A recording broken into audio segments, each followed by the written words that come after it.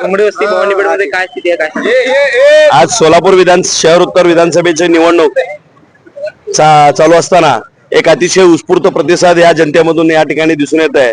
या आमच्या भागामध्ये प्रभाग क्रमांक 3 घोंगडे वस्ती भवानीपेठ येथे जय भवानी प्रशाला असेल, वीर तपस्वी प्रशाला असेल आणि आसावा प्रशाला या सगळ्या ठिकाणी निर्मल विद्या मंदिर या भागामध्ये एक एकदम चांगल्या पद्धतीचं निवडणूक या ठिकाणी होत असताना प्रशासनाकडून पण दिसून येत आहे।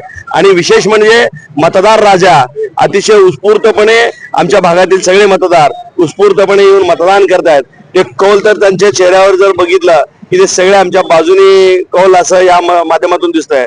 आता 1 वाजलेले आहेत, अतिशय 30 ते 35% मतदान या सगळ्या बूथवर आणि मतदान केंद्रावर दिसून येत आहे। चांगल्या पद्धतीचं मतदान होत आहे। पोलीस प्रशासन ही एक चांगली सेवा या ठिकाणी देताना दिसून येत आहे। काय स्थिती आहे मतदान केंद्रावर अतिशय सगळ्या बूथवर तुम्ही स्वतः जाऊन बघा, पूर्ण 100-150 लोक त्या ठिकाणी मतदारांसाठी उभे आहेत आणि अतिशय उत्स्फूर्त प्रतिसाद या मतदार बांधवातून या ठिकाणी दिसून येत आहे। एकंदरीत डबल फाईट आहे उत्तरमध्ये, कशी असेल लढत? माझं स्पष्ट मत आहे, मी सांगण्यापेक्षा तुम्ही मतदारांना विचारा।